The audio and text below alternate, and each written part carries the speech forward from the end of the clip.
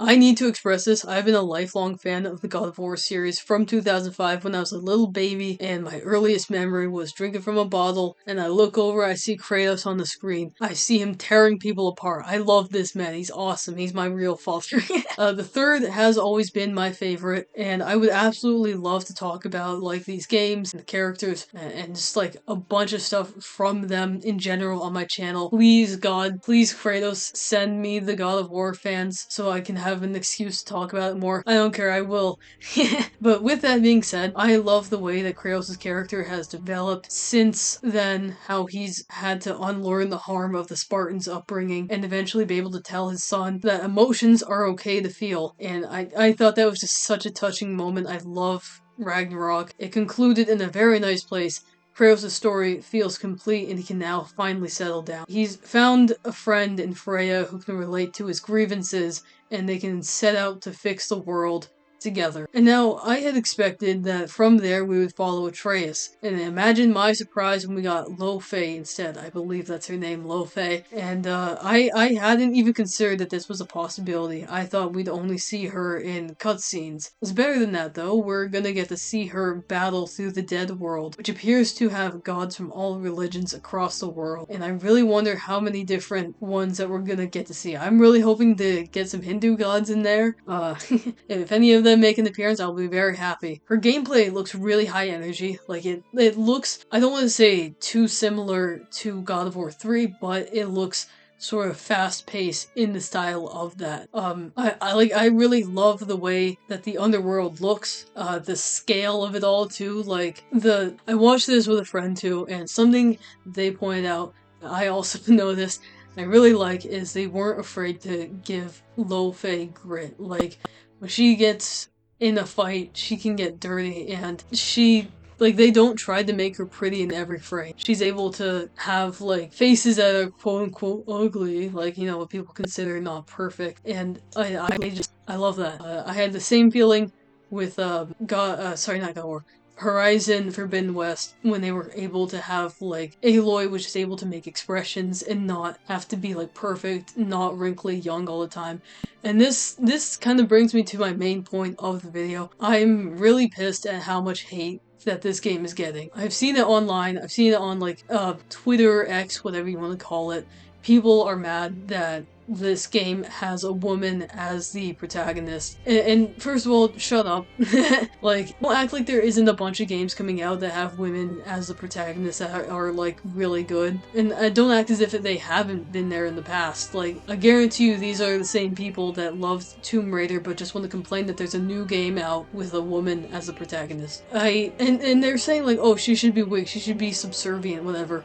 Very conservative type of views. But like, it was always established that Kratos and her were equals and respected each other. And okay, what bothers me the most is there's people making AI games of this. Like, they're making AI games where she like gives birth or like makes a sandwich. And it's stupid. This is the only way that these people know how to make an argument or how to like make women look weak or something. And it's annoying. Like, this, you can't just enjoy the game. You can't just be like, oh, they were obviously concluding Kratos' storyline. He's had a full character arc, and I think this, like, I didn't know they were going to do this. I never asked for this, but I think it is a very pleasant, unexpected surprise. I want to see like what she does in the afterlife of the gods. That's actually a question I always had. Was like, sure, in the Greek world we saw that they went to Hades, the underworld, but like, it's always a question in the back of your mind as a religious person, like, if a god dies, where do they go? Like, if that's even possible. And obviously I don't know if in real life it's possible to kill a god. I don't think it is. But in this universe it is, and I think it's cool that they have like a special place where they all go. And this is a beautiful way for them to explore like different religions, different like figures, different gods from the like all around the world. And I think it could be an interesting way to gauge like where does the audience want to go next. Like, if we follow Atreus after he's like grown up, because obviously I don't think anyone really wants to play as teenage Atreus. He was kind of an iffy character to the audience, but you know, he has the time to like grow up in between this game maybe, Or I think this game takes place at the same time as 4 or Ragnarok. I think it takes place at the same time as Ragnarok because there's scenes where Kratos comes in to help Faye, and I think like that's gonna be insanely cool.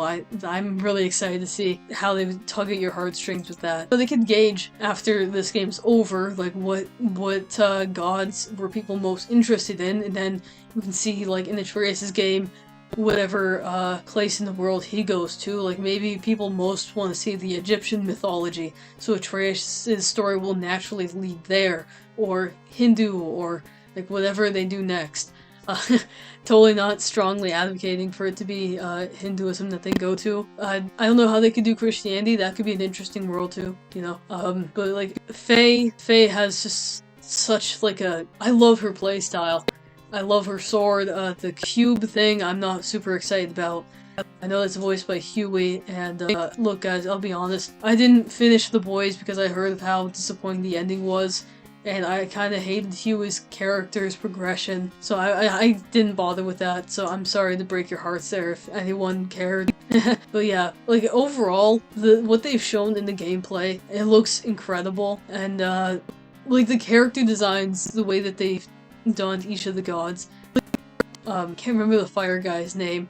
I'll put it on screen, but like his design is insanely cool. I love it so much. I love the way they've like textured him, the way they've like decorated him, and the Egyptian woman too. I believe she's Egyptian. Just that big cat thing that like flies in. I gotta learn these names properly because I sound so stupid right now. But I swear I knew the name when I was watching the trailer. I'm just really excited, I guess, to see more from it. I don't know when this game's coming out exactly. They might have put up the day, or I don't think it was announced yet. I think the people hating the game are stupid. The people who hate the game are just like, they're miserable. They're miserable because what do you mean you hate that Kratos' wife, who was established to be another warrior when they met, is getting her own game where we get to see how she fights? Like, shut up. Anyways, sorry, that was a bit of a rambly video.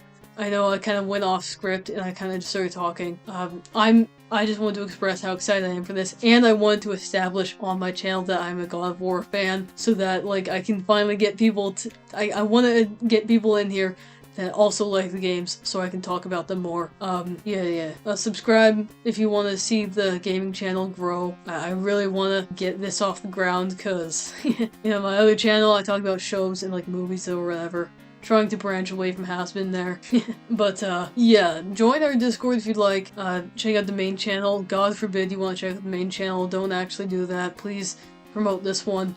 I'm kidding. I love my audience there. I love all of you. And yeah, like, subscribe, comment, hype the video, whatever. And I'll see you next time. Love you guys.